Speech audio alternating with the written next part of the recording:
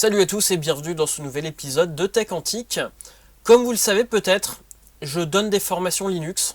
Cet intérêt pour les systèmes d'exploitation, le fonctionnement des machines, c'est un intérêt que j'ai depuis quasiment le début où je connais l'informatique. Donc dès que j'ai eu mon premier Amstrad, très rapidement je me suis mis à la programmation pour comprendre comment ça fonctionnait. Donc le seul système que j'avais à l'époque, vrai système d'exploitation, c'était le CP/M. Très rapidement je me suis intéressé à tous les systèmes alternatifs. Donc j'étais encore sous Windows à l'époque, mais j'avais testé BIOS, OS2, etc. Je vous en ferai des vidéos un peu plus en détail à la suite. Mais en 98, eh bien, j'ai acheté à l'époque une revue qui s'appelait Presque Offert, en fait, qui offrait des anciennes versions de software pour 39 francs, donc plus ou moins 5 euros. Et sur ce CD-là, il y avait le Designworks qui m'intéressait beaucoup. Et au final, je me suis jamais vraiment penché sur Designworks, je l'ai installé, j'avais plein de problèmes avec. Bref, c'était pas un programme qui au final m'a vraiment plu plus que ça. Par contre, sur ce même CD, en plus des petits jeux click and play, donc ça c'est pareil, on en fera un épisode dédié je pense, puisque ça va pas être mon premier pas dans la programmation, mais on va dire que ça a été mon premier pas dans la programmation de jeux vidéo. Mais il y avait un autre programme vraiment intéressant, c'était Linux. Ça s'appelait Linux Keops 97 et à l'époque internet n'était pas trop présent, donc pour essayer notre distribution Linux, voilà une solution. On allait chez le marchand de journaux, on achetait la revue avec notre distribution de Linux, et ici moi la chose qui m'intéressait c'était que je n'avais pas besoin de partitionner le disque. J'avais eu des soucis auparavant en essayant de partitionner le disque avec l'outil Fdisk de Windows, je parle de là encore une fois avec Windows 95, et donc le fait que je puisse installer Linux sans reformater mon disque était pour moi quelque chose de très important. Et ici, donc, j'ai pu installer Linux sur ma partition FAT16, démarrant Windows 95 en mode MS-DOS. Et j'ai retrouvé, il y a 2 ans maintenant, une machine qui est assez proche de ma première machine, un Packard Bell, donc ici un Pentium 150, à l'époque j'avais un Pentium 166, 16 Mb de RAM, carte graphique S3 Trio. On est quelque chose d'assez similaire. Cette machine va faire au fur et à mesure l'objet de restauration. Pour l'instant, j'ai réussi à la refaire fonctionner après plus d'1 an de panne. Et j'ai pu retrouver sur internet une ISO de cette première distribution Linux et tenter l'installation. Je tente donc l'installation sur une partition FAT16, donc qu'il y a sur le PC ici, comme ce que j'avais à l'époque. Et ici, on se retrouve avec un concept assez bizarre. Cette distribution est une distribution donc, qui est basée sur Slackware, qui a été modifiée par une entreprise qui s'appelle Les Logiciels du Soleil, donc qui était une SS2L basée au sud de la France. Dans les modifications qui sont apportées, notamment le fait de pouvoir directement installer Linux à partition DOS. Donc il faut qu'il soit en FAT16. Si vous avez donc Windows 95 OS R2 ou Windows 98, ça peut poser problème. Et là vous allez rire parce que on parle de choses donc d'il y a plus de 20 ans. Maintenant les partitions FAT16 n'existent plus sur un disque, très rarement en tout cas, puisqu'on était limité à 2 Go. Donc on va démarrer donc notre système, notre noyau, depuis un système qui est déjà démarré. Donc en fait, notre noyau Linux va remplacer MS-DOS en mémoire. Donc encore une fois, on est sur un système hybride, peut-être un peu bancal, mais qui nous permet en tout cas de mettre le premier pas sous Linux sans tout casser. Et en fait, ça va rajouter un fichier sur notre partition FAT16 qui va enregistrer la liste des fichiers avec la liste des droits. Donc ce qui va permettre à Linux de faire une correspondance avec les fichiers DOS et ses fichiers à lui avec ses bons droits. Donc on arrive depuis l'installation du CD-ROM. Et une fois qu'on a choisi notre noyau et notre route, nous voici donc sur l'installation. Donc avec un login, route sans mot de passe, oui c'est pas très sécurisé, et puis setup pour lancer l'installation. Donc il y a un installeur déjà assez user-friendly, il suffit de suivre toutes les étapes. On continue par choisir le clavier français, tester le clavier, ensuite choisir sur quelle partition, choisir son swap, donc il conseille 8 mégas. C'est tout petit par rapport au standard de maintenant, c'est énorme à l'époque, en sachant que j'ai 16 mégas de RAM sur cette machine-là. Donc en sachant qu'il n'y avait pas non plus de mise en veille à l'époque, donc pas besoin d'énormément de swap. Donc ça crée un fichier vide de 8 mégas. Donc on choisit ici comme une distribution moderne d'où on veut l'enregistrer. On pouvait déjà le récupérer depuis le réseau, depuis des disquettes, depuis un autre disque dur, ou là le CD-ROM bien sûr. Détecté, normalement c'est un IDE tout simple. Il y arrive. Donc là, ou l'installation complète, ou l'exécution depuis le CD. Ici, sur le CD, il n'y a que celui-là qui fonctionne.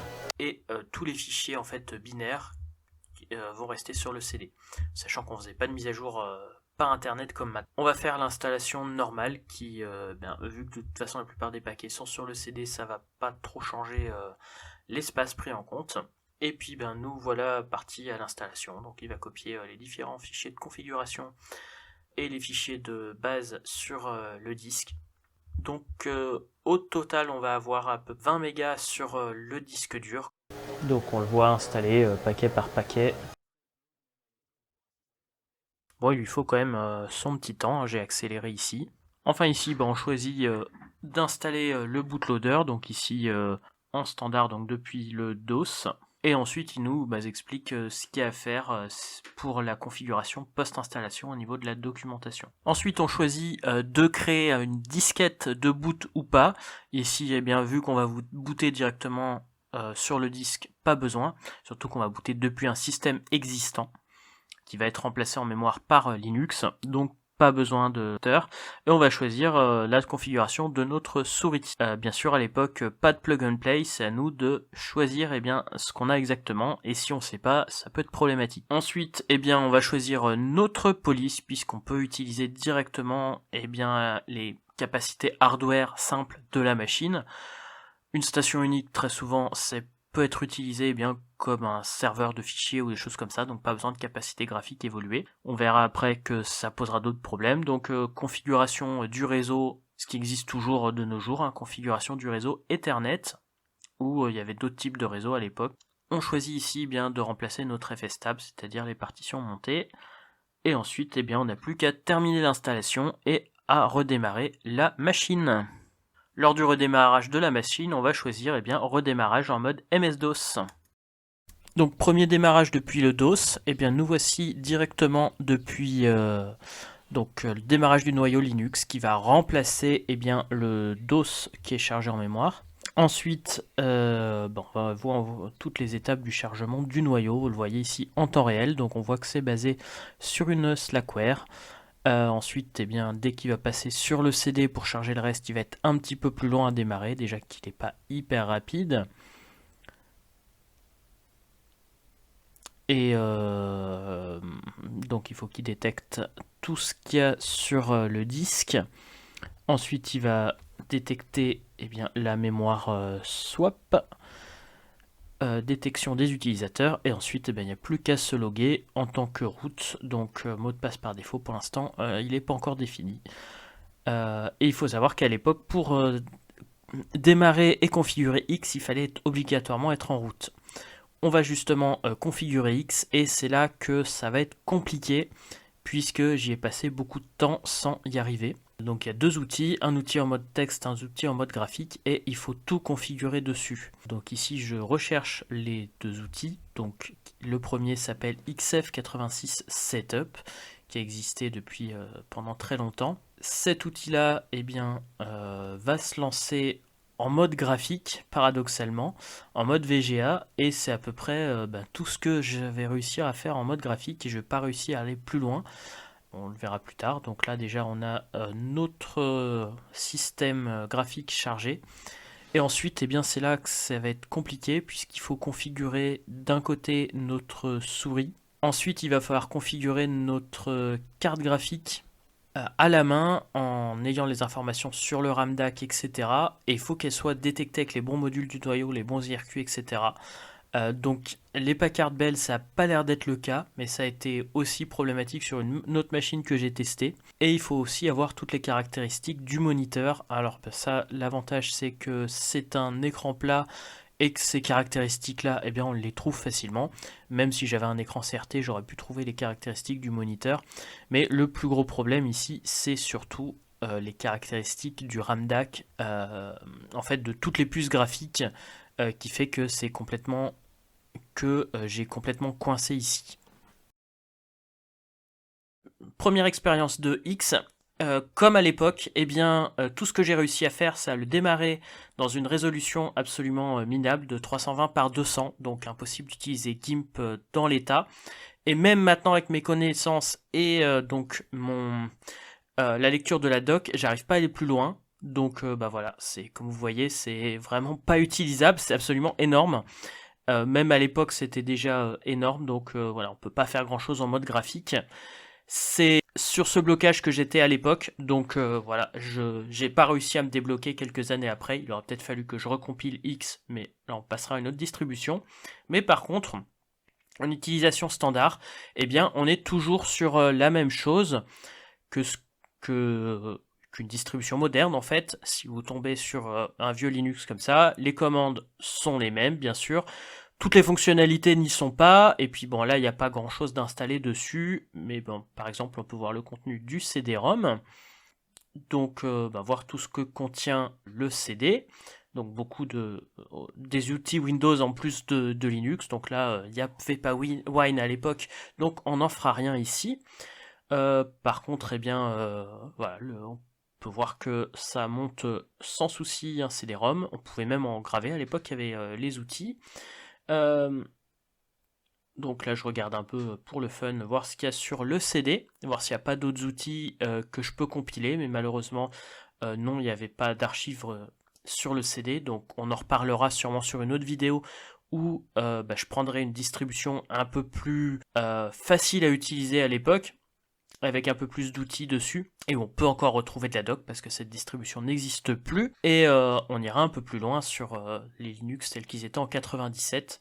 J'ai notamment le CD de la Red Hat, donc là, bon, comme je vous montre, là on est toujours donc sur le CD de Linux Keops Live 97, qui était une toute petite distribution déjà à l'époque, donc pour retrouver c'était compliqué. Donc l'outil DF, on voit que là il reste pas mal de place, en sachant qu'il y a aussi Windows 95 sur le même disque et quelques outils que je me suis amusé à installer. Donc malheureusement pas d'Emacs, il aurait fallu que je retrouve une archive suffisamment ancienne qui compile.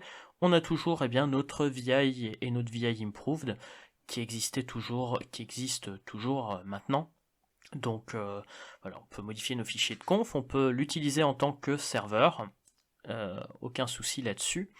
Il y avait les outils NFS aussi. Là, pour le fun, regardez le CPU info. Il y a beaucoup moins d'instructions qui sont gérées. C'est normal, la machine est plus ancienne que sur mes machines plus récentes. Et pour le fun, on peut vérifier la quantité de RAM et la quantité de swap en lisant donc le contenu du fichier même info.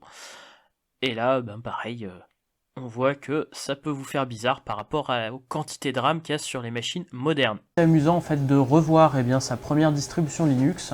Je peux comprendre pourquoi ce fut un semi-échec, en tout cas que Linux n'a pas remplacé Windows sur le bureau à l'époque. Bon, bien sûr il y avait les pratiques anticoncurrentielles de Microsoft, mais par rapport aux systèmes qu'il y avait à l'époque comme BIOS ou autres, qui étaient des systèmes commerciaux, ils étaient quand même beaucoup plus intuitifs et beaucoup plus utilisables pour du multimédia. Ici, c'est vrai que la moindre chose, il fallait mettre la main dans le cambouis, il fallait compiler ses propres programmes, etc.